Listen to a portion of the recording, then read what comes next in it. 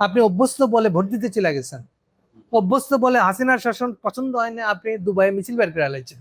আপনি বুঝেন না যে মিছিল করা এটা আমিরের দেশে রীতিমতো অন্যায়, এবং এই জন্য আপনাকে যাবজ্জীবন সাজা দিচ্ছে।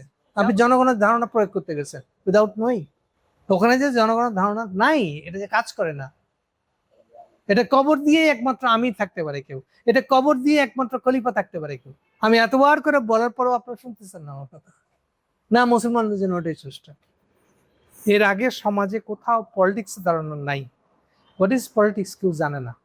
এটাই ইউরোপের সমাজে প্রথম, ইংল্যান্ডে হয়েছিল প্রথম। ধারণাটা এসেছিল 1648-50 এরকম সময়।